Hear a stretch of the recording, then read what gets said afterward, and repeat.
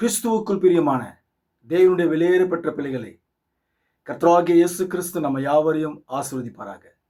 God bless you பிரியமான இந்த Christ revelation இந்த மெசேஜ், அதனுடைய தலைப்பு, இந்த செய்தியினுடைய தலைப்பு வரப்போகும் தேவன். வரப்போகும் தேவன். அப்போஸ்தலர் 1 அதிகாரம் 11 வசனத்தில் சொல்லப்பட்ட, வெளிப்படுத்தின புத்தகம் 1 அதிகாரம் 7 சொல்லப்பட்ட, அவர் எப்படி வானத்துக்கு எழுந்தருளி போனாரோ அப்படியே மறுபடியுமாக வரப்போகிற தேவனை குறித்து தான் இந்த செய்திகளை நாம் பார்க்க போகிறோம்.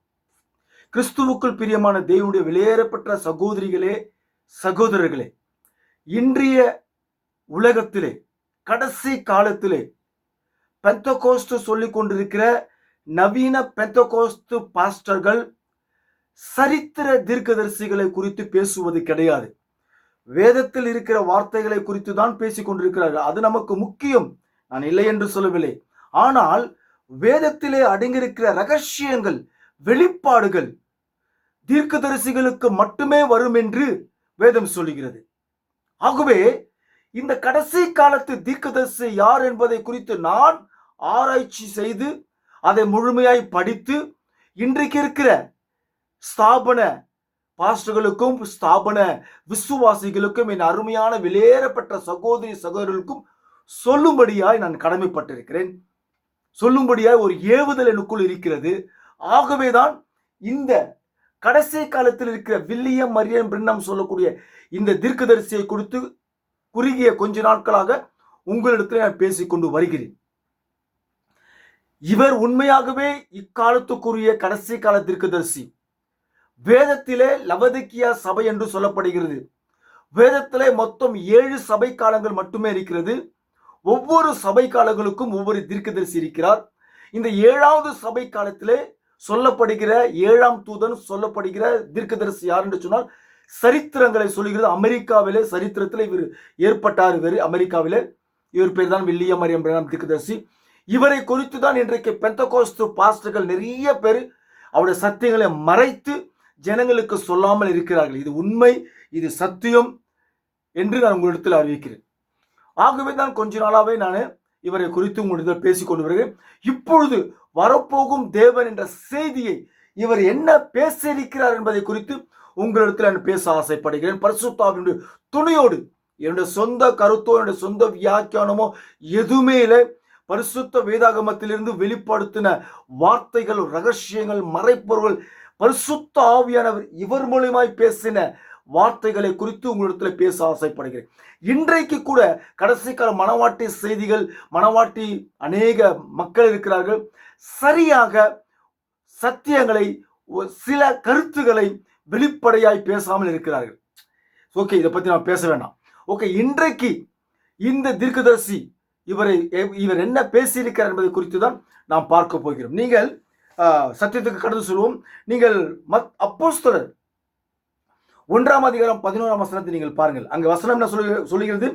கலிலேயராகிய மனுஷரே, நீங்கள் ஏன் வானத்தை ஆனாந்து பார்த்து நிற்கிறீர்கள்?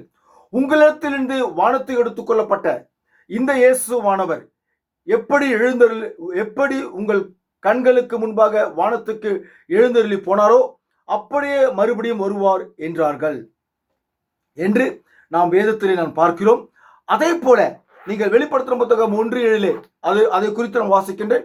அப்படியாய் செய்தி, வில்லியம் மரியன் பிரின்ஹாம் செய்தி புத்தகத்திலிருந்து நான் எழுதின சில கருத்துக்களை குறித்து, முக்கியமான கருத்து 2 வார்த்தைகள் இருக்கிறது, அது தனியாக எழுதி வச்சிருக்கிறேன். அதை குறித்து நாம் பார்க்க போகிறோம்.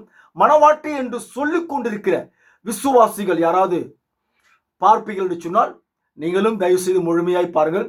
ஆனால் மனவாட்டி என்று சொல்லிக் கொண்டிருக்கிற அந்த கும்பலிலே உண்மையான வித்து, ரியல் மனவாட்டி, இவருடைய செய்தியை விசுவாசிக்கும், முழு சத்தியங்களை விசுவாசிக்கும் இந்த கிறிஸ்துனுடைய மனவாட்டி, உண்மையான மனவாட்டி சொல்லிக் கொண்டிருக்கிற அந்த கும்பலிலே இருக்கிறார். அது ரொம்ப அதிகமா இருக்காது, 1-2 பேர் தான் இருக்கும். இவர் தீர்க்கதரிசி சொல்றாரு, மனவாட்டி என்பது பெரிய சபை அல்ல, மனவாட்டி என்பது ஒரு குறுகிய சபை, சிறிய சபை தான் இருக்கும். இன்றைக்கு மனவாட்டி சொல்லிக் கொண்டிருக்கிற அநேகர் நிறைய ஆத்துமாக்களை சம்பாதித்து, நிறைய ஆத்துமாக்கள் 1000 பேர், 2000 பேர், 800 பேர் இருக்கணும்னு விரும்புகிறார்கள். அப்படிப்பட்ட சபையெல்லாம் மனவாட்டி சபை அல்ல. ஆனால் அவர்கள் இவரை குறித்து தான் பேசுவார்கள். ஆனால் இவர் என்ன சொல்கிறார் என்று சொன்னால், இவருடைய சத்தியத்தில் நான் படித்ததை, மனவாட்டி சொல்லக்கூடிய சபையானது ரொம்ப குறுகிய சபை, குறுகிய மக்கள், சிறிய மக்கள் தான் இருப்பார்கள் என்று சொல்லப்பட்ட அவர் புத்தகத்திலிருந்து வாசித்த வாக்கியத்தை உங்களுக்கு நான் பேசுகிறேன். ஆகவே மனவாட்டி சொல்லக்கூடியவள் கொஞ்சம் பேர் தான். அந்த சபை பார்த்தீங்கன்னாக்கா 10 பேரு, அந்த சபை பார்த்தீங்கன்னாக்கா 5 பேரு, அந்த சபை பார்த்தீங்கன்னாக்கா 3 பேரு, அந்த சபை பார்த்தீங்கன்னா 20 பேர் 50 பேர் இப்படிதான் இருக்கும். 800 பேர் 1000 பேர் 2000 பேருக்கு அது ஒரு ஸ்தாபனமா மாறிடுது. இன்றைக்கு மனவாட்டி சொல்லிக் கொண்டிருக்கிற சபையெல்லாம் ஒரு ஸ்தாபனங்களைப் போலவே மாறிக்கொண்டு போயிருக்கிறது. ஓகே, இருந்தாலும் உங்கள்கிட்ட சத்தியத்தை உங்கள்கிட்ட சொல்லுறேன். ஓகே, அதனால ஸ்தாபன வெளியேறப்பட்ட பிள்ளைகளே, தயவு செய்து நீங்க என்கிட்ட வாங்க, அந்த சபைக்கு அவங்க கூட சொல்ல. இவரோட சத்தியத்தை நான் பேசுற, கேளுங்க, விருப்பம் இருந்தால் ஏற்றுக்கொள்ளுங்க. ஆனால் இந்த கடைசி காலத்தில் இவர்தான் தேவனுடைய உண்மையான மனிதன். இவருடைய சத்தியத்தை விசுவாசிக்கிற மக்கள் தான் உண்மையான பியூர் மனவாட்டி என்று நான் உங்களுக்கு உண்மையை சொல்ல ஆசைப்படுகிறேன். ஓகே, இன்றைக்கு ஸ்தாபன பாஸ்டர்லாம் சொல்லுவது கிடையாது, ஆனால் நான் சொல்லுகிறேன், இது சத்தியம். சரி, நாம் செய்திக்கு கடந்து சொல்லுவோம். இவருடைய வார்த்தை என்ன சொல்கிறது என்பதை குறித்து நாம் பார்ப்போம். இதோ மேகங்களுடனே வருகிறார். வெளிப்படுத்தும் புத்தகம் 1:7 சொல்கிறது. அவர் பேசியிருக்கிறார். இதோ மேகங்களுடனே வருகிறார், கண்கள் யாவும் அவரை காணும், அவரை குத்தினவர்களும் அவரை காண்பார்கள். இயேசுவை குத்தினவர்கள் அவரை காண்பார்கள். பூமியின் கோத்திரத்தார் எல்லோரும் அவரை பார்த்து புலம்புவார்கள். தேவனுடைய வெளியேறப்பட்ட அருமை சகோதரிய சகோதரனே, ஸ்தாபன பாஸ்டர்களே, வசனம் சொல்லுகிறது பாருங்கள். பூமியின் கோத்திரத்தார் எல்லோரும் அவரை பார்த்து புலம்புவார்கள். அப்படியே ஆகும். ஆமே, வேதம் சொல்லுகிறது இல்லையா? அதை குறித்து அவர் என்ன பேசியிருக்கார் என்பதை குறித்து நாம் பார்க்க போகிறோம். பாருங்கள், அவர் வருகிறார், இயேசு வருகிறார், தேவன் வருகிறார், நித்திய பிதா வருகிறார். யாரு? அல்லேலூயா, மன்னிக்கணும். யார் பிரியமானவர்களே? இவர்தான் நித்திய பிதா. நீங்க ஏசாயா 9:6 வாசித்து பாருங்கள். இந்த நித்திய பிதா ஏசாயா தீர்க்கதரிசி சொல்லுவார், அவர் நமக்கு ஒரு பாலகன் பிறந்திருக்கிறார், அவர் நித்திய பிதா என்று சொல்லப்பட்ட ஒரு வார்த்தை இருக்கும். இவர் யாரு? நான் உதாரணமா வைத்திருக்கிறேன். இந்த படத்தை உதாரணமா வைத்திருக்கிறேன். இந்த படமானது அமெரிக்காவிலே கண்ணே தெரியாத ஒரு மனிதன் வரைந்த இந்த படம். சரித்திரம், அமெரிக்கா கவர்மெண்ட் ஒத்துக்கொண்டது. ஆமேன் என்று. ஆகவே அதனால்தான் நான் பத்திரமா வச்சிருக்கேன். ஓகே, இந்த இயேசு எப்படி வானத்துக்கு எடுத்துக்கொள்ளப்பட்டாரோ மீண்டுமாக அப்படியே வருவார், காயங்களோடு. அல்லேலூயா. வசனம் சொல்லுகிறது, அவர் வருவார், அவர் வருகிறார், தேவன் வருகிறார், நித்திய பிதா வருகிறார். இந்த நித்திய பிதாவுக்கு தான் இந்த பூமியிலே இயேசு என்று பெயர் வைத்தார்கள். அது நல்லா புரிஞ்சுக்குங்க தேவனுடைய வெளியேறப்பட்ட பிள்ளைகளே. இவர் தான் நித்திய பிதா. ஏசாயா 9:6 வாசித்து பாருங்கள். இந்த நித்திய பிதாவுக்கு தான் இயேசு என்று பெயர் வைத்தார்கள். ஆகவே தான் இந்த இயேசுநாதர், ஒரு உதாரணமா இந்த படத்தை வச்சுக்கிறேன், உதாரணமா பேசுறேன், சத்தியம் உண்மை. ஆகவே தான் இந்த நித்திய பிதாவாகிய இயேசுவானவர் பிதா இவரு, குமாரன் இவரு, பரிசுத்த ஆவி இவரு. ஆகவே தான் அவர் மறைப்பொருளாய் சொன்னாரு. நீங்க மத்தேயு எழுதின புத்தகத்துல 28ஆம் அதிகாரம் என்று நினைக்கின்றேன், இல்லை 27, தப்பா இருந்த மன்னித்துக் கொள்ளுங்கள். நான் பாருங்க, கடைசி அதிகாரத்தை பாருங்கள், 28 நினைக்கிறேன். ஓகே, தப்பா இருந்த மன்னித்துக் கொள்ள. மத்தேயுல கடைசி அதிகாரம் இவர் சொல்றாரு, பிதா குமாரன் பரிசுத்த ஆவி நாமத்திலே ஞானஸ்தானம் கொடுங்கள் என்று. ஆனா அன்றைய நாட்களில் இருக்கிற அப்போஸ்தலர்கள் எல்லாம் புரிந்து கொள்வார்கள், நித்திய பிதா இவர் தான். இந்த நித்திய பிதாவுக்கு இயேசு என்று பெயர் வைத்தார்கள். குமாரனாய் வெளிப்பட்டார், இந்த குமாரனுக்கு இயேசு என்று பெயர் வைத்தார்கள். இவர் தான் பரிசுத்த ஆவியானவர், கிறிஸ்து இவர் தான். ஆகவே பிதா குமாரன் பரிசுத்த ஆவியானவர் யார் என்று சொல்ல, இவர் தான் கர்த்தராகிய இயேசு கிறிஸ்து. சிம்பிளா நான் உங்களுக்கு சொல்றேன், ரொம்ப ஆழமால சொல்ல, ரொம்ப டீப்பா உங்களுக்கு ஓட்டி போய் உங்களுக்கு நான் காமிக்கல ஆக்சுவலா. ஓகே, இப்போ நித்திய பிதா வருகிறார். அல்லேலூயா. யார் வருது? நித்திய பிதா வருகிறார். ஆசாரியரும் ராஜாவும் வருகிறார். இவர் ஆசாரியரும் ராஜாவும் அவர் வருகிறார். மறுரூபமலையின் மேல் தேவனுடைய வல்லமையால் சூழப்பட்டு அவர் வஸ்திரம் உறைந்த மழை என்னும் வெண்மையான அதே நிலையில் மகிமையின் மேகங்களோடு வருகிறார். மகிமையின் மேகங்களோடு இவர் வருகிறார். மேகம் எப்படி எடுத்துக்கொள்ளப்பட்டதோ மறுபடியும் மேகங்களோடு அவர் வருகிறார். நல்லா கவனிக்கிறோம் பிரியமானவர்களே. மேகங்களோடு கண்கள் யாவரும் அவரை காணும், கண்கள் யாவும் அவரை காணும். அப்படி எனில் அவர் சொல்றாரு, இந்த வில்லியமரன் புத்தக செய்தி சொல்லுது, அப்படி எனில் இது ரகசிய வருகையை எடுத்துக்கொள்ளப்படுதலை குறிப்பதல்ல, இது ரகசிய வருகையை எடுத்துக்கொள்ளப்படுதலை குறிப்பதல்ல. இது பகிரங்க வருகை. ஹல்லேலூயா. இயேசு முதல் வருகையிலே குழந்தையாய் வந்தார். நித்திய பிதா குழந்தையாய் பிறந்தார். அது முதல் வருகை. தேவன் வார்த்தையாகிய மாமிசமாய் மாறினது. சிலுவையிலே மரிக்கும்படியாய் வந்தார். பாவங்களை போக்கும்படியாய் வந்தார். மரணத்தை ஜெயிக்கும்படியாய் வந்தார். பாதாளத்தை ஜெயிக்கும்படியாய் வந்தார். வியாதியை ஜெயிக்கும்படியாய் வந்தார். சாத்தானை இப்படி சொல்லிக்கினே போலாம். சாத்தானை ஜெயிக்கும்படியாய் வந்தார். அது முதல் வருகை. இரண்டாவது வருகை பகிரங்க வருகை. அந்த பகிரங்க வருகை ரகசிய வருகை அல்ல என்று 7ஆம் தூதன் வில்லியம் என்பவர் தீர்க்கதரிசி, தேவனுடைய குமாரன், தேவனுடைய மனிதன் உரைத்த வார்த்தை. ஆகவே ரகசிய வருகை என்பது இரண்டாம் வருகையிலே தான் ரகசிய வருகை இருக்கிறது என்று நான் உங்களிடத்தில் பேசியிருக்கிறேன். இந்த ரகசிய இரண்டாம் வருகையிலே தான் நாம் வாழ்ந்து கொண்டிருக்கிறோம் என்பதை குறித்து பழைய வீடியோவில் நான் உங்களிடத்தில் பேசிக்கொண்டு இருந்தேன் இல்லையா?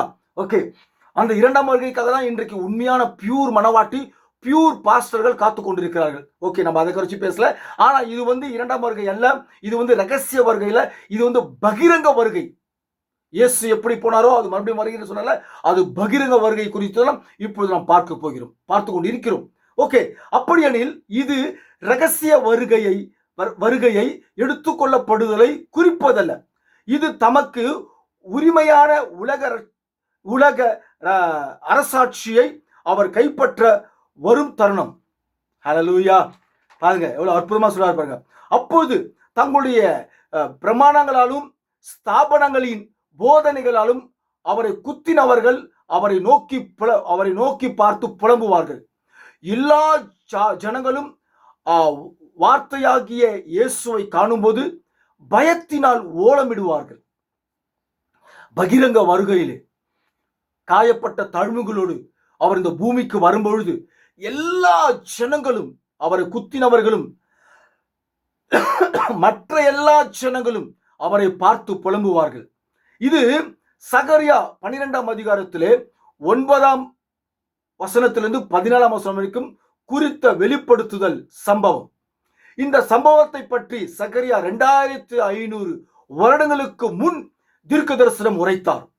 2500 வருஷங்களுக்கு முன்பாக தீர்க்க தரிசனம் சகரியா உரைத்தார் என்று இந்த தேவ மனிதன் தீர்க்கதரிசி வில்லியம் பிரென்னம் உரைத்திருக்கிற வார்த்தை. தேவனுடைய வெளியேறப்பட்ட ஸ்தாபன குழந்தைகளே, பிள்ளைகளே, நான் உண்மையை சொல்ற பிள்ளைகளே, இந்த காலத்துக்குரிய கடைசி தீர்க்கதரிசி, இந்த கடைசி தீர்க்கதரிசிக்கு மேல வேற தீர்க்கதரிசியே இனி வரப்போவது கிடையாது. ஹல்லேலூயா. 2 தீர்க்கதரிசிகளை குறித்து தான் இப்ப நம்ம மறுபடியும் பார்க்க போறோம். அவங்க தான் போக போறாங்க. ஹல்லேலூயா. மனவாட்டிக்கு ஒரு ஊழியம் உண்டு. ஹல்லேலூயா. நல்லா கவனிக்கணும். இன்னும் சிறிது காலத்துக்குள், ஓகே, 2500 வருடங்களுக்கு முன் தீர்க்க தரிசனம் உரைத்தார். இன்னும் சிறிது காலத்திற்குள் அது நிறைவேறும். அந்த நாளிலே எருசலேமுக்கு விரோதமாய் வருகிற எல்லா ஜாதிகளையும் அழிக்க பார்ப்பேன்.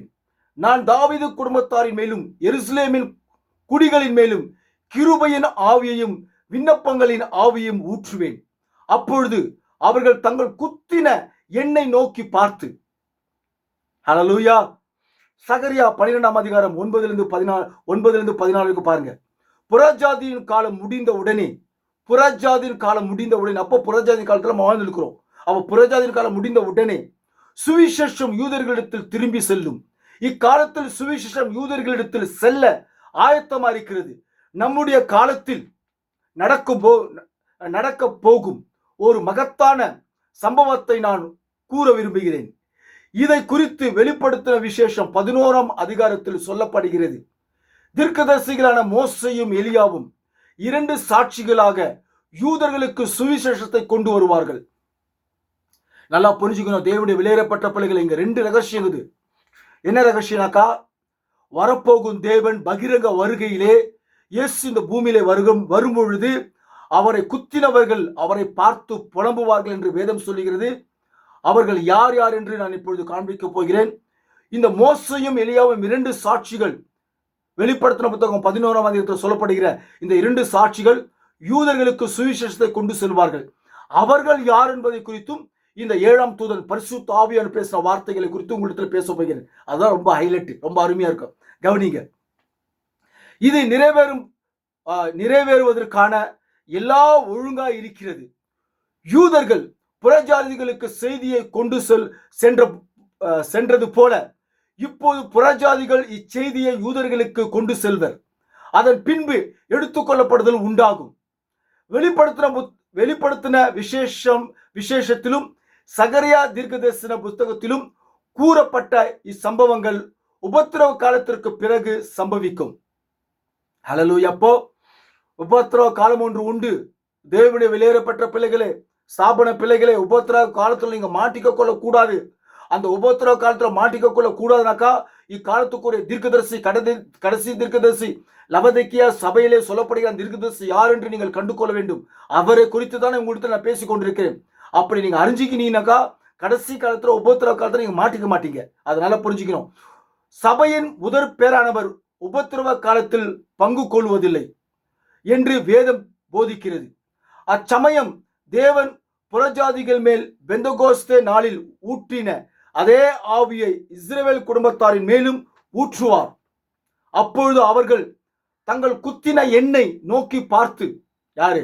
இஸ்ரவேல் ஜனங்க குத்துனாங்களா? அந்த ஜனங்க கடைசி காலத்துல வரப்போகும் தேவனை குறித்து குத்தின எண்ணெய் நோக்கி பார்த்து, ஒருவன் தன் ஒரே பேரானுக்கு புலம்புகிறது போல எனக்காக புலம்பி, ஒருவன் தன் தலைச்சன் பிள்ளைக்காக துக்கிக்கிறது போல எனக்காக மனம் கசந்து துக்கிப்பார்கள்.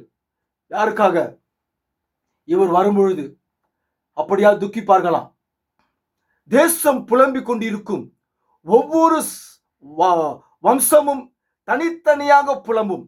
தாவீது குடும்பத்தார் தனியாயும் அவர்கள் ஸ்திரீகள் தனியாயும், நாத்தான் குடும்பத்தார் தனியாயும் அவர்கள் ஸ்திரீகள் தனியாயும், இயேசு கிறிஸ்து மகிமையின் மேகங்களோடு வரும்பொழுது, இயேசு கிறிஸ்து மகிமையின் மேகங்களோடு இந்த பூமிக்கு காயப்பட்ட அந்த தழும்புகளோடு பூமிக்கு வரும்பொழுது ஒவ்வொரு குடும்பத்தாரும் தனித்தனியாய் புலம்பும். அவரை குத்திர யூதர்கள் அவரை நோக்கி பார்ப்பார்கள். ஹல்லேலூயா. அவர்கள் உம் கைகளில் இருக்கிற வடுக்கள் ஏது என்று கேட்டார். அவர் என் சிநேகிதரின் வீட்டிலே காயப்பட்டதினாலே உண்டானவைகள் என்பார். அவர் மேசியாவாக புறங்கணித்த யூதரும், நல்லா கவனிக்கிறீங்க, ரகசியம் இது. மனவாட்டி பிள்ளைகளை பார்ப்பீர்கள் சொன்னா தயவு செய்து பாருங்க, நல்லா கவனிக்கணும். மனவாட்டி சொல்லிக் கொண்டு பிள்ளைகள் பார்ப்பீங்கன்னா தயவு செஞ்சு முழுசா பாருங்க. அவ்வளவுதான் சொல்ல முடியும். அதுக்கப்புறம் நான் பார்க்க மாட்டேன், என் பாஸ்டர் பேசி தான் கேட்பேன் சொன்னா நீங்க ஒரு ரியல் மனவாட்டியே கிடையாது. ஸ்தோத்திரம். அவரை மேசியாவாக புறங்கணித்த யூதர்கள், இவர் வாழும்பொழுது, இந்த இயேசு கிறிஸ்து பூமியிலே வாழும்போது இவர் மேசியாவாக ஏற்றுக்கொள்ளாத அநேக யூதர்கள் காணப்பட்டார்கள். அந்த யூதர்கள் இவரை மறுபடியுமாக அவர் வரப்போகிற அந்த காலத்தில் பகிரங்க வருகை வரப்போகிற காலத்தில் அந்த பகிரங்க வருகை அவர் வரும்பொழுது இரண்டாம் வருகை முடிந்திருக்கும். மணவாட்டி எடுத்துக்கொள்ளப்பட்டிருப்பாள். ஹல்லேலூயா. அப்பொழுது அவள் இயேசு கிறிஸ்துவின் அரண்மனையிலே இருப்பார். அங்க வைத்து விட்டு இயேசு கிறிஸ்து பூமிக்கு வராரு. நல்லா புரிஞ்சுக்கணும். அவரை மேசியாவாக புறங்கணித்த யூதரும் அவரை இக்காலத்து இரட்சகராக புறங்கணித்து எடுத்துக்கொள்ளப்படுதலில் விடப்பட்ட புறஜாதிகளும். ஹல்லேலூயா. இதான் பாயிண்ட். எடுத்துக்கொள்ளப்படுதலில் விடப்பட்ட புறஜாதியாரும், எடுத்துக்கொள்ளப்படுதலில் விடப்பட்ட புறஜாதியாரும். அந்த புறஜாதி தான் இன்னைக்கு மனவாட்டி சொல்லிக் கொண்டிருக்கிறது. இவரை ஏற்றுக்கொண்டு அவரை ஏற்றுக்கொள்ளதை விடப்பட்ட புறஜாதி அநேகர் இருக்கிறார்கள். அந்த புறஜாதி மக்களும் மனவாட்டிகள் தான். நல்ல கவனிங்க, செய்தி வரும். அந்த மனவாட்டி சொல்லிக் கொண்டிருக்கிற அந்த புறஜாதி மனவாட்டி, அவர் மனவாட்டியா மாறிட்டாங்களே, அவர்கள் கூட என்ன பண்றாங்கன்னு நீங்க பாருங்க தயவு செஞ்சு. ஓகே.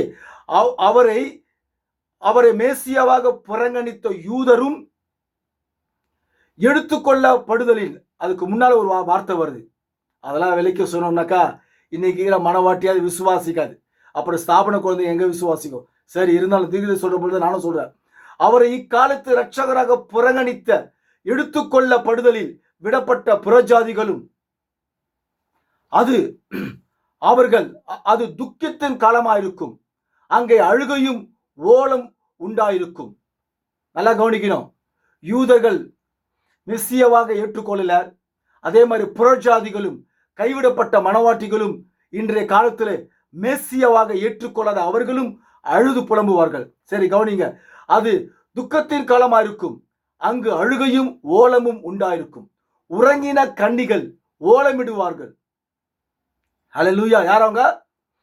உறங்கின கன்னிகள். இந்த உறங்கின கன்னிகள்லாம் புறஜாதி. உறங்கின கன்னிகள் ஓலமிடுவார்கள்.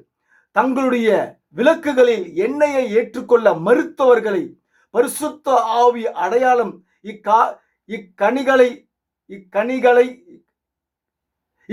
இக்கன்னிகைகள் மன்னிக்கணும் பிரியமலே, இக்கன்னிகைகள் குறிக்கின்றன. இக்கன்னிகைகளை குறிக்கின்றன. கன்னிகை என்னும் பதம் நன்னடத்தையை பெண்ணை குறிக்கிறது. ஆகையால் இவர்கள் எல்லாம் நல்ல மக்கள்தான். ஆனால் அவர்களுக்கு பரிசுத்த ஆவி இல்லாததால் அழுகையும் பற்கடிப்பும் உள்ள ஸ்தலத்தில் தள்ளப்படுவார்கள். யாரே? புறஜாதிகள், அந்த கைவிடப்பட்ட கன்னிகைகள். இன்றைக்கு புறஜாதிகள் இருக்கிறார்கள். அந்த புறஜாதிகள் தான் மனவாட்டி என்று சொல்லிக் கொண்டிருக்கிறது இல்லையா? நல்லா புரிஞ்சுக்கணும். ஹல்லேலூயா. ஆபிரகாமுக்கு உண்டான ஆசீர்வாதம் கிறிஸ்து இயேசுவினால் புறஜாதிகளுக்கு வரும்படி யாவும் ஆவியை குறித்து சொல்லப்பட்ட வாக்குத்தத்தத்தை நாம் விசுவாசத்திலே பெரும்படியாகவும் இப்படி ஆயிற்று. ஆபிரகாமுக்கு உண்டான ஆசீர்வாதங்கள் கிறிஸ்துவினாலே புறஜாதிக்கு வந்தது. ஹல்லேலூயா. ஆபிரகாமுக்கு உண்டான ஆசீர்வாதங்கள் இந்த இயேசு கிறிஸ்துவின் நிமித்தம் அவரை விசுவாசிக்கிற பிள்ளைகளுக்கு ஆபிரகாமுடைய ஆசீர்வாதங்கள் அவர்களுக்கு வந்தது, புறஜாதிகளுக்கு வந்தது. கலாத்தியர் 3ஆம் அதிகாரம் 13ஆம் வசனம் 14ஆம் வசனம் பாருங்கள். கலாத்தியர் 3ஆம் அதிகாரம் 13ஆம் வசனம் 14ஆம் வசனம். ஆபிரகாமுக்கு உண்டான ஆசீர்வாதம் சிலுவையின் மூலம் புறஜாதிகளுக்கு உண்டாயிற்று. யூதர்கள் சிலுவையை புறங்கணித்ததனால் இயேசு தமக்கென்று புறஜாதியான மனவாட்டியை தெரிந்து கொண்டார். ஹல்லேலூயா. யாரைய? புறஜாதியான மனவாட்டியை தெரிந்து கொண்டார்.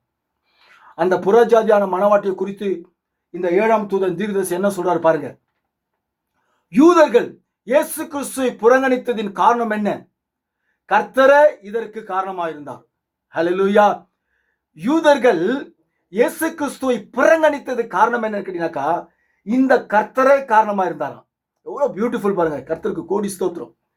புறஜாதியான மனவாட்டியை தெரிந்து கொள்வதற்காக, புறஜாதியான மனவாட்டியை, நம்மளெல்லாம் புறஜாதிக, இந்த மனவாட்டியை தெரிந்து கொள்வதற்காக கர்த்தரே அதற்கு காரணமா இருந்திருக்கிறார். ஹல்லேலூயா.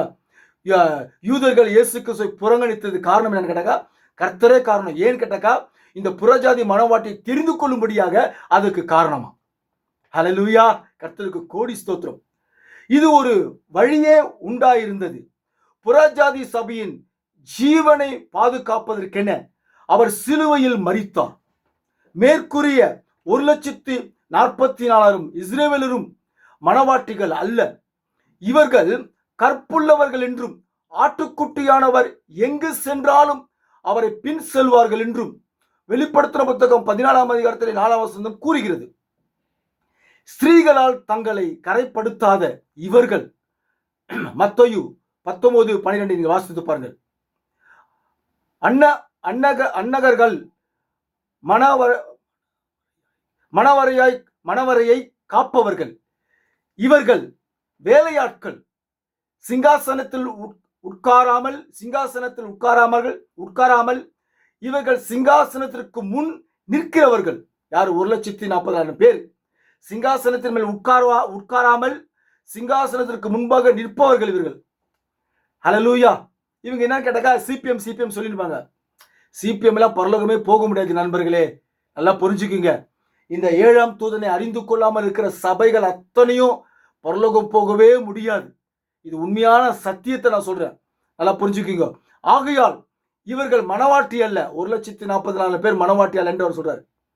ஆயினும் மகிமையான 1000 வருட அரசாட்சியில் இவர்கள் பங்கு கொள்வார்கள். ஹல்லேலூயா. 1,40,000 பேர் பங்கு கொள்வார்கள். இஸ்ரவேல் மீதியானவர்கள் அன்பினால் தேவனோடு இணைக்கப்பட்டு விரோதிகள் அழிக்கப்பட்ட பிறகு தேவன் தம்முடைய மனவாட்டியோடும், ஹல்லேலூயா, ஊழியக்காரரோடும் பூமியின் மேல் 1000 வருட காலம் தேவன் நிலவை கழிப்பதற்காக அவருடைய பரிசுத்த பர்வதமாகிய புதிய ஏதேன் தோட்டத்தை ஆயத்தப்படுத்துவார். அல்லேலூயா. புதிய ஏதேன் தோட்டத்தை தேவன் மணவாட்டிக்காக ஆயத்தப்படுத்துவார். நல்ல கவனிங்க.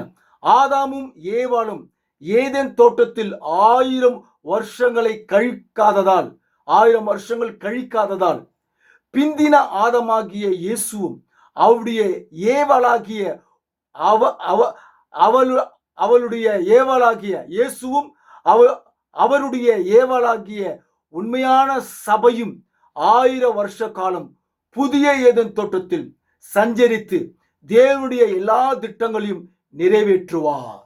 அல்லேலூயா. தேவனுடைய வெளியேறப்பட்ட பிள்ளைகளே, அந்த ஆதாமும் ஏவாளும், பழைய ஆதாமும் ஏவாளும் ஏதேன் தோட்டத்தில் 1000 வருஷம் அவர்கள் இருக்க வேண்டும். ஆனால் அவர்கள் 1000 வருஷம் அங்கு இருக்கவில்லை. அவர்கள் சாத்தானுடைய உபதேசத்தை கேட்டு பாவத்தில் விழத்தள்ளப்பட்டு அந்த ஏதேன் தோட்டத்தை புறங்கணித்தார் கர்த்தர். ஆனால் மணவாட்டிக்கென்று, மணவாட்டிக்காக அல்லேலூயா புதிய ஏதேன் தோட்டத்தை ஆயத்தப்படுத்துவார். அல்லேலூயா. கர்த்தருக்கு கோடி ஸ்தோத்திரம். அந்த புதிய ஏதேன் தோட்டத்தில் யார் இருப்பார்கள் சொன்னால், இந்த கடைசி காலத்திலே இந்த வில்லியம் மரியன் பிரென்னாமுடைய செய்தியை விசுவாசித்து அந்த செய்தியை ஏற்றுக்கொண்டு அந்த செய்தியின் வழியில ஜீவிக்கிற சகோதர, உண்மையான சகோதர சிநேகம், உண்மையான அன்பு, ஒரு உண்மையான ஒரு நட்பு, பியூர் மணவாட்டி.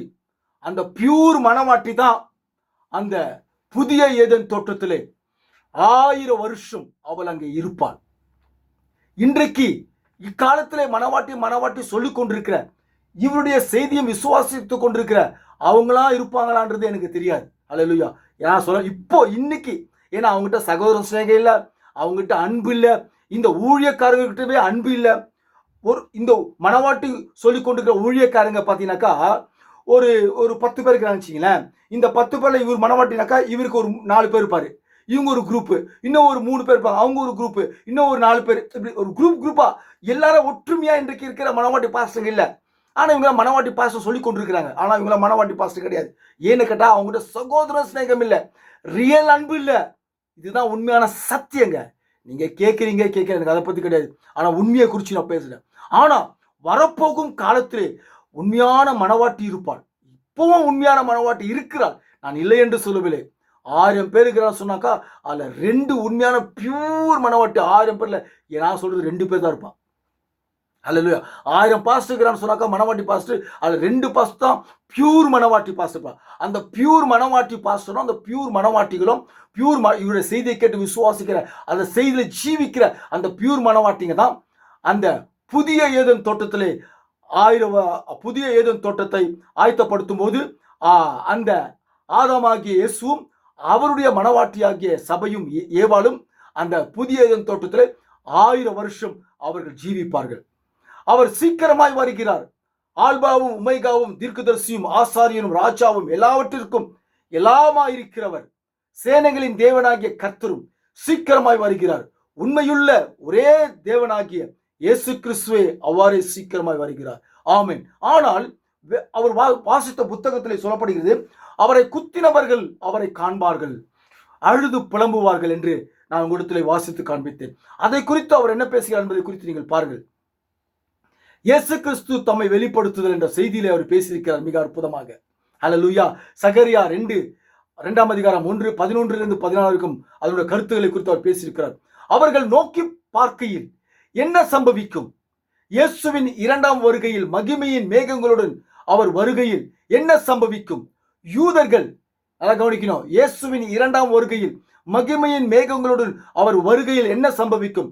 இந்த பகிரங்க 2ஆம் வருகையில் நடக்கும் பொழுது அவருடைய மணவாட்டியை அவருடைய அரண்மனையிலே வைத்துவிட்டு அவர் மட்டுமே இந்த பூமிக்கு வருகிறார். அவருடைய சொந்த ஜனங்களுக்கு காண்பிக்கும்படியாக, அவரை தம்முடைய சொந்த ஜனங்களுக்கு காண்பிக்கும்படியாக. ஹல்லேலூயா. அவர் வருகையில் என்ன சம்பவிக்கும்? யூதர்கள் தாங்கள் குத்தினவர்கள் நோக்கி பார்ப்பார்கள், குத்தினவர்கள் அவரை நோக்கி பார்ப்பார்கள்.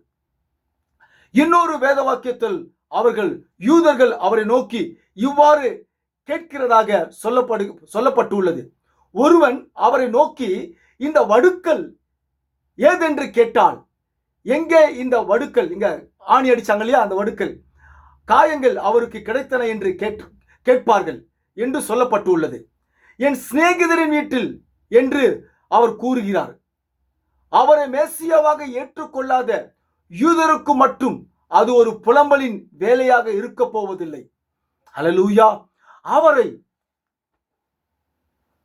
யார்? இயேசு கிறிஸ்துவை அவரை மேசியாவாக ஏற்றுக்கொள்ளாத யூதருக்கு மட்டும் அது ஒரு புலம்பலின் வேலையாக இருக்க போவதில்லை. இந்த நாளுக்கென்று நல்லா புரிஞ்சுக்கணும். தேவனுடைய விலையேறப்பட்ட பிள்ளைகளே, மனவாட்டி சொல்லிக் கொண்டிருக்கிற பிள்ளைகளை கேளுங்கள். இந்த நாளுக்கென்று, அந்த நாளுக்கென்று, இந்த நாளுக்கென்று அவர் அன்னைக்கு பேசினார். தீர்க்கதரிசி அன்னைக்கு பேசினார். இந்த நாளுக்கென்று உள்ள மேசியாவாக அவரை ஏற்றுக்கொள்ளாத, ஹல்லேலூயா, அந்த நாளுக்கென்று மேசியா இவர் இயேசு கிறிஸ்து. அந்த நாளுக்கென்று மேசியா. இப்போ இவர் சொல்றாரு, மறைப்பொருளாய் பேசுறாரு. எப்படி வேதம் மறைப்பொருள் இருக்கிறதோ அதே போலதான். ஹல்லேலூயா. ஒரு நிமிஷம் பிரியமானே, மன்னிக்கணும் பிரியமானே. அந்த நாளுக்கென்று வெளிப்பட்ட மேசியாவாக யூதர்கள் ஏற்றுக்கொள்ளல. அவர்கள் அழுது புலம்புவார்களாம். இப்ப இவர் செய்தி சொல்லுது அற்புதமா. இந்த நாளுக்கென்று உள்ள மேசியாவாக அவரை ஏற்றுக்கொள்ளாத யாரு? அவர் பேச நாட்களிலே இந்த நாளுக்கென்று உள்ள மேசியாவாக. மறுபடியும் இவரே சொல்லுவீங்களா நீங்களா மனவாட்டிகளே? மறுபடியும் நீங்க இவரே சொல்லுவீங்களா? புரியல எனக்கு. சரி, நான் பேசுறேன், நீங்க கேட்கறீங்க கேட்கல, எனக்கு அதை குறிச்சு கவலை இல்லை. ஆனா உண்மையான பியூர் மனவாட்டி இருந்தா அவ கரங்களை தட்டி அழில சொல்லுவா. அந்த நாளுக்குள்ள மேசியா இவரு.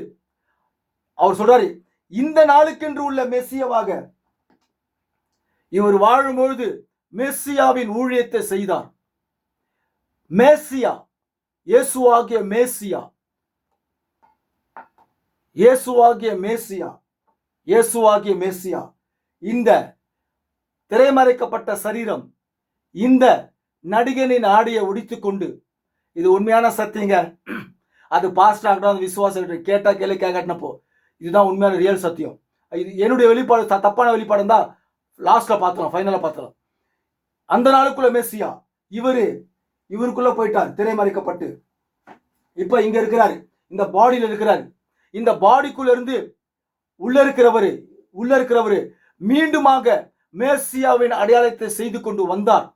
அதனால்தான் அவர் சொல்றாரு, இந்த நாளுக்குள்ள மேசியாவாக அவரை ஏற்றுக்கொள்ளாத புறஜாதியாரும் அழுது புலம்புவார்கள். இப்ப நான் இங்க வச்சிடுறேன். புறஜாதியாரும் அழுது புலம்புவார்கள். இந்த நாளுக்குள்ள மேசியா யாருன்னு கேட்டாக்கா வில்லியம் மரியன் பிரணாம் தீர்க்கதரிசி. அந்த நாளுக்குள்ள மேசியா யாருன்னு கேட்டாக்கா கர்த்தராகிய இயேசு கிறிஸ்து. இந்த கர்த்தராகிய இயேசு கிறிஸ்து தான் இந்த சரீரத்தில் திரைமறைக்கப்பட்டு மேசியாவின் ஊழியத்தை செய்தார். அவர் சொல்றாரு மறைப்பொருளாக, இந்த நாளுக்கென்று சொல்லப்பட்ட இந்த நாளுக்கென உள்ள மேசியாவாக அவரை ஏற்றுக்கொள்ளாத புறஜாதியாரும் அழுது புலம்புவார்கள். அவர்கள் அப்பொழுது எடுத்துக்கொள்ளப்படாமல் யாரு? புறஜாதி மனவாட்டி. அந்த புறஜாதி மனவாட்டி எடுத்துக்கொள்ளப்படாமல் ஏன் அவங்க எடுத்துக்கொள்ளப்படுதல? இந்த நாளுக்குரிய மெஸ்ஸியாவாக இவரை மேசியா என்று ஏற்றுக்கொள்ளாமல் இருக்கிற அந்த புறஜாதி மனவாட்டிகள் எடுத்துக்கொள்ளப்படாமல் கைவிடப்பட்டிருப்பார்கள். தாங்கள்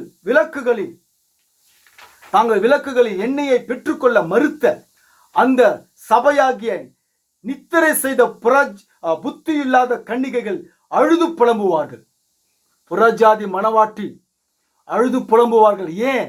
அந்த புறஜாதி மனவாட்டி இந்த நாளுக்குள்ள மெஸ்ஸியா யார் என்று கண்டு கொள்ளாமல், அறிந்து கொள்ளாமல், புரிந்து கொள்ளாமல் அவரை புறங்கணித்த இவர் மேசியா இல்ல, இவர் வெறும் தீர்க்கதரிசி தான், இவரை மேசியா என்று சொல்லக்கூடாது, அது மிகப்பெரிய தப்பு சொல்லக்கூடிய அவர்கள் எண்ணெய் இல்லாமல் கைவிடப்பட்டு, அல்லேலூயா, எண்ணெய் இல்லாமல் கைவிடப்பட்டுவார்கள்.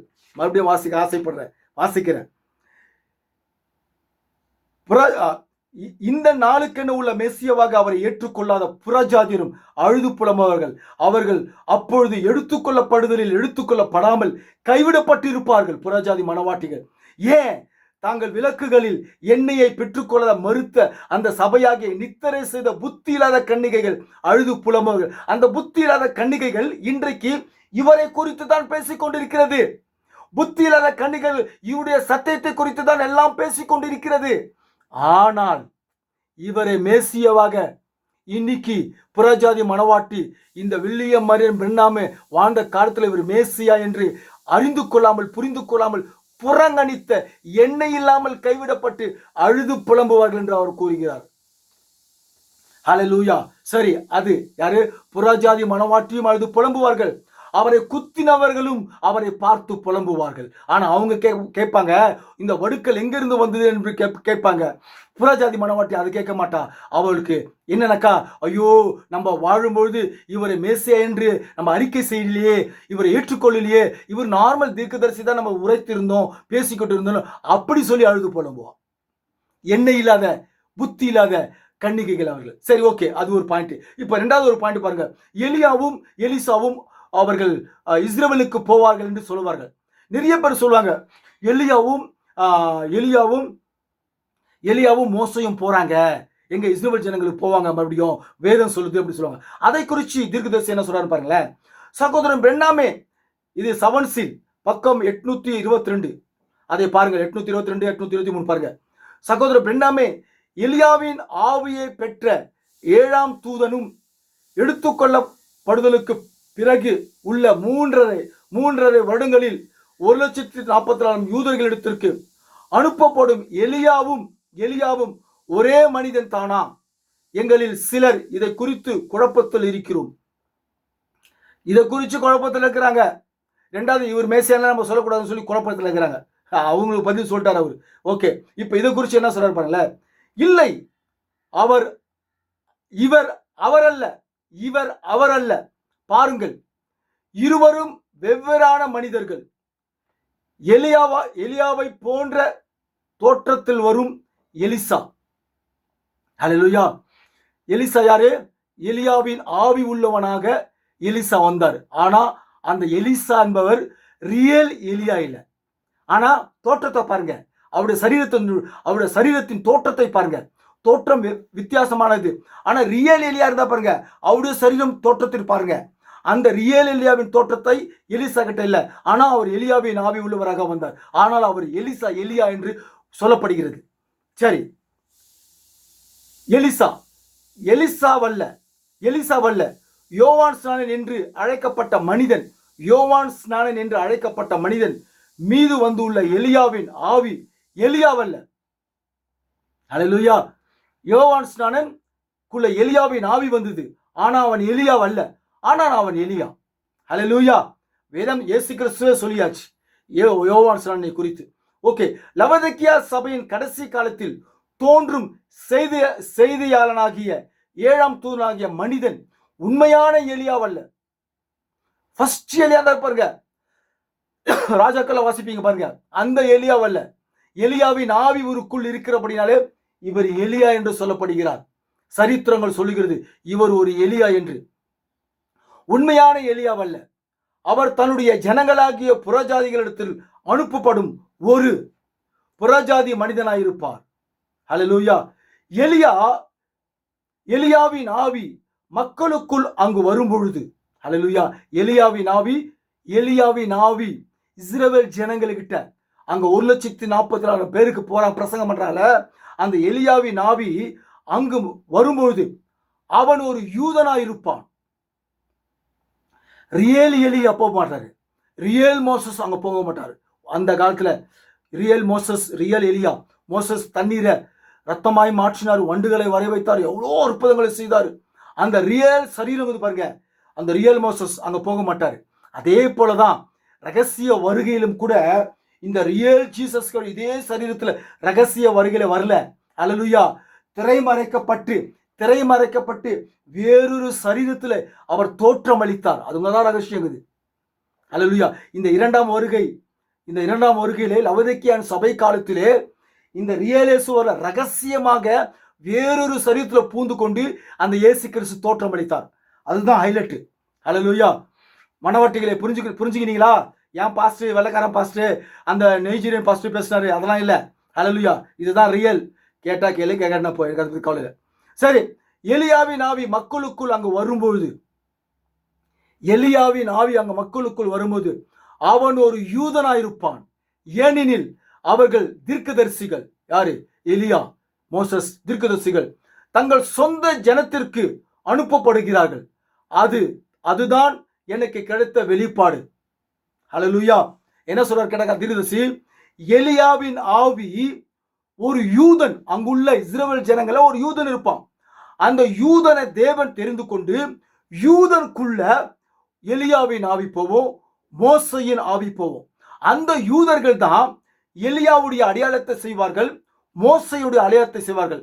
அப்ப அந்த 1,44,000 பேரு அவர்கள் கண்டு கொள்வார்கள், அவர்கள் எலியா வென்று மோசஸ் என்று. எப்படி இந்த புறஜாதி காலத்திலே புறஜாதி மனவாற்றியானவள் இவர் எலியா என்று சொல்லப்படுகிறதோ, சத்தியங்கள் கூறப்படுகிறதோ, இவர் எலியா என்று சொல்லப்படுகிறதோ, யோவான் ஸ்நானன் எலியா என்று சொல்லப்படுகிறதோ, எலிசா ஒரு எலியா என்று சொல்லப்படுகிறதோ, அதே போல யூதர்கள் ஒரு யூதனாகிய ஒரு மனிதனுக்குள்ளாக எலியாவின் ஆவி சென்று, மோசையின் ஆவி சென்று, அவர்கள் எலியாவின் ஊழியத்தையும் மோசையுடைய ஊழியத்தையும் ஒரு யூதன் பண்ணுவான். அந்த யூதன் யாருன்னு கேட்டாக்கா அவன் தான் ஒரு எலியா. அந்த யூதன் யாரு கேட்டாக்கா அவன் தான் மோசையின் ஊழியத்தை செய்வார். அப்ப அந்த யூதர்கள் கண்டு கொள்வார்கள், இவர்கள் எலியா என்றும் மோசை என்றும் கண்டு கொள்வார்கள். அவருடைய சத்தியத்தை கேட்டவர்கள் தான் 1,44,000 பேர். ஆகவே தேவனுடைய வெளியேறப்பட்ட பிள்ளைகளே, இக்காலத்துள்ள புறஜாதி மனவாட்டிகளுக்கும் இந்த காலத்திலே இவரை மேசியாவாக ஏற்றுக்கொள்ளாத அந்த புறஜாதி மனவாட்டியும் அழுது புலம்புவார்கள். அவரை குத்தினவர்களும் அழுது புலம்புவார்கள். இஸ்ரவேல் ஜனங்களிடத்தில் போனவர்கள் அந்த எலியாவின் ஆவி உள்ளவர்கள் அவர்கள் யார் என்று சொன்னால் அவன் ஒரு யூதனா இருப்பான் என்று தீர்க்கதரிசி வில்லியம் மரியன் பிரணாம் மிக அழகாய் சொல்லப்படுகிறது. ஆகவே வரப்போகிற தேவன், ஹல்லேலூயா, வரப்போகும் தேவன், அவர் வரப்போகும் தேவன் ரியல் வருகை, இரண்டாம் வருகை, பகிரங்க வருகை வருவதற்கு முன்பாக இந்த இப்போ வாழ்ந்து கொண்டிருக்கிற இந்த இரண்டாம் வருகையிலே நடந்து கொண்டிருக்கிற இரண்டாம் வருகை நிழலிலே ஜீவித்துக் கொண்டிருக்கிற இவர் யார் என்பதை இன்றைக்கு உள்ள ஸ்தாபன பாஸ்டர்களும் ஸ்தாபன விசுவாசிகளும் அறிந்து கொள்ள வேண்டும். பிரியமானவர்களே, காட் பிளஸ் யூ. கர்த்தர் உங்களையும் அடியனையும் ஆசீர்வதிப்பாராக. புதிய செய்தியோடு உங்களை சந்திக்கிறேன். காட் பிளஸ் யூ பிரியமானவர்களே.